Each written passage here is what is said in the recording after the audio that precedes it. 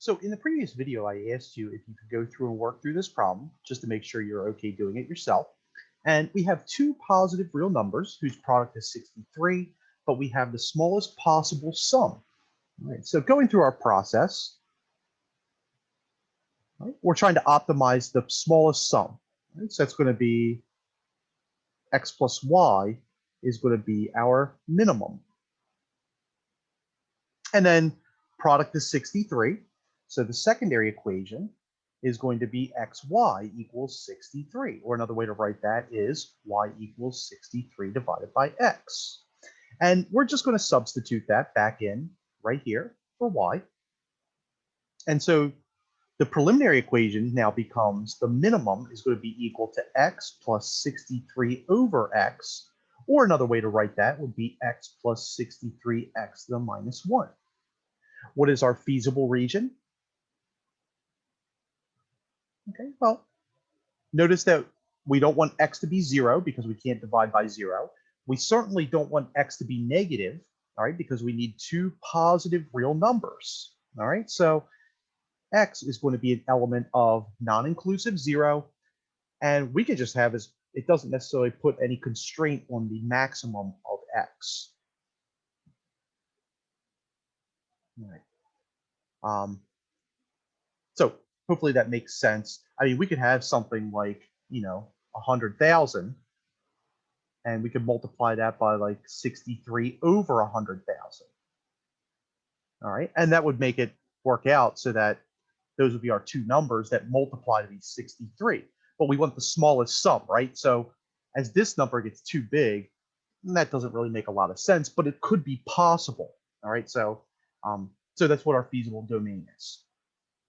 Step 4, take the derivative now of the minimum. All right, let's take the derivative of this expression. All right, so our expression is now going to become d min dx, which is going to be 1. So we're taking the derivative of this expression right here, which is the minimum. 1 plus a negative 63x to the minus 2, and we're setting that equal to 0.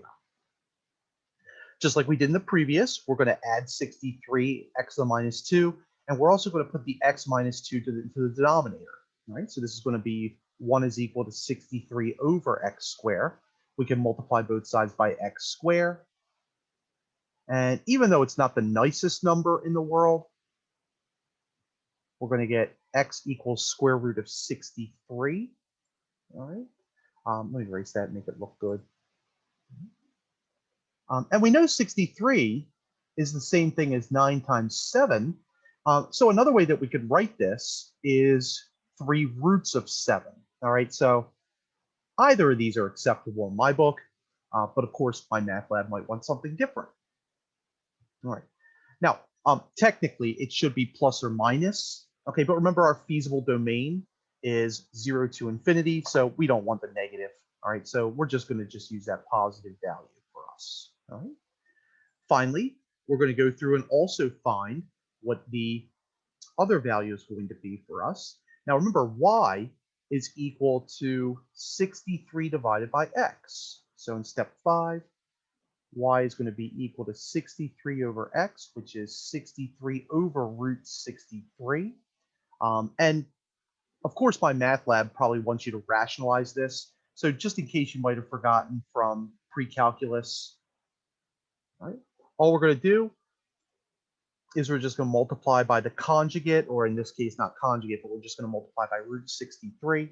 And this is going to turn into 63 roots of 63 divided by 63. Or, not surprisingly, we get the exact same number, which is 63. So our two numbers are going to be x equals y equals root 63. Right. The next one's a really cool applied problem because it kind of encompasses everything that we've done so far in this section. So it's actually a two-parter. So we have a rectangular pen, and it's to be built on the side of a barn. And there's 200 meters of fencing that are used for the other 3 sides of the pen. Right? So what are the dimensions of that will maximize the area of the pen? All right, so This is a little bit sneaky, so we do have a diagram right here, all right, but let's ignore that diagram real quick, okay? Um, it's only 3 sides of the pen, all right? So don't use this diagram. And I know in my math lab, they have that diagram, all right? But at least for letter A, don't use the diagram because they're actually not sectioning it off yet into the 4 adjacent pens. So we have our barn, and that's static, all right? And this is going to be the fence that we have, all right? So we have 1 of these X's and 2 of these Y's, all right? So that's going to help us to do part A. And so we know that the perimeter is going to be 200 meters, and we're trying to maximize the area of the pen. All right, so the preliminary equation, we are trying to maximize x, y. The perimeter of this particular rectangular object, we don't count the barn, right? The barn's there, so we don't have to put any wire or fencing around it. And so in this case, we have x plus 2y is going to be equal to 200. And we get 200 meters right there. Or another way to write that is that 2y is going to be equal to 200 minus x. Or another way to write that, we're going to say that y is going to be equal to 200, I'm sorry, 100, because we're dividing, minus 1/2 x. Right? And don't get scared of that 1/2. It's not that big of a deal. We'll work through it. All right, so that's step 1. Step 2, we're going to substitute. So we're just going to take y, we're going to substitute it all the way back up into our maximum. So our max, which is equal to x times 100 minus 1/2 x, or 100x minus 1/2 x squared. All right, and now we see that we don't really need to worry about this. All right, what are going to be the feasible region, or what is the feasible region for this? So this is step 1, this is step 2. We need our feasible region, which is step 3, and we have 200 meters of fence to use. All right, now it doesn't mean we have to use all of it. We're probably going to use it, but we could use 0 of it, or we could use all 200 of it. So the feasible region, at least for x, is we could just use none of it, which doesn't really make much sense because then we wouldn't really have an area. But regardless, we could use it. And the maximum amount that we could use is 200. Now, we know that it's neither going to be 0 nor 200, all right, just because logically, we know that it's going to have to be between 0 and 200. Otherwise, we're not going to get an area. All right, now, step 4, we're just going to take the derivative. So d max dx is going to be 100 minus x. And we're going to set that equal to 0. Boy, this is a tough one. We're going to add x to both sides, and we're going to get that 100 is equal to x. All right. So one of the sides is 100 meters. Okay, so let's just throw that meter in there. And then for step 5, well, we're going to go back up. Remember we said that y was equal to 100 minus 1/2 x. So y is equal to 100 minus 1/2 of 100. 100 minus 50 is equal to 50 meters. All right, so here's our dimensions. The length, x length, is equal to 100 meters, and the width, which is y, is going to be 50 meters. And of course, it doesn't ask us what the maximum area is, right? But we can very easily figure it out by just taking x, y. So max area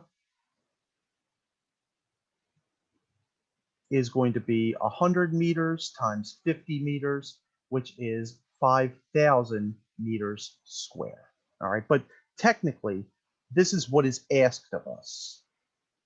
All right, but it's always helpful to be able to take it a step further to be able to figure out things that may not be asked of us. Right. Second part of the problem. Right, so now we're going to erase this because, well, we need it. And I'm actually just going to copy this down onto another page so we can do part B. And this is one where the rancher is going to make 4 identical adjacent rectangular pens, each with an area of 225 meters. So now meters square, excuse me. We look at our figure, what are the dimensions of each pen that minimize the amount of fence that's going to be used. All right. So in our diagram, we can call this X, and we're still up against the barn. And then we have 1, 2, 3, 4, 5 Y values. All right. So what are we trying to minimize in this case? So we're trying to minimize the amount of fence that is to be used, or the perimeter. All right. So what we're going to minimize is X plus 5Y. Now, what is the area of this? Well, we have 4 pens at 225 meters squared. And 4 times 225 should be 900 square meters. Right? And if you don't trust me, you can rely on your friend the calculator. And we get 900. All right, so not lying to you. And so we know that XY, which is the area, is going to be 900. And of course, another way to write this is Y is equal to 900 over X. And at this point, now we can go through, substitute. Right? And so that's step 1, by the way, identifying the secondary and preliminary equations. Step 2, being able to substitute. So our minimum is now going to be equal to X plus 5 times 900 over X. All right. Or another way to write that would be X plus 4,500 X to the minus 1, just like we've seen in all the other videos. Now we're going to go through, find the feasible region. Feasible region for us, we know that X cannot be 0 because obviously we have 0 in the denominator. And we know that X cannot be negative, so we'll start at 0. And it doesn't necessarily tell us how much fence we have to use. We just have to minimize it. All right, so whatever it takes. So that's going to go out to infinity. Step 4, we're going to find our derivative. So I'm going to find d min dx. That's going to be 1 minus 4,500 x squared. Or by setting that equal to 0, and excuse me, that should be x to the minus 2. We're just going to go ahead, add 4,500, flip that x to the minus 2 down to the denominator. So that means we're going to get 1 is equal to 4,500 over x squared. We're going to multiply both sides by x squared. And 2 ways that we could write this. X could be equal to the square root of 4,500, which is fine. We know that 4,500 is going to be, what is that going to be? 900 times 5, I believe. Another way to write that could be 30 roots of 5. All right, so and you know how my math lab might ask you to simplify it completely. So that's how we would simplify that. And of course, technically, we know that this is plus minus mathematically, but in our feasible domain, our feasible region, it's only positive. All right. So now we're just tasked with finding what the last dimension is. So recall, going all the way back up, that y is equal to 900 over x.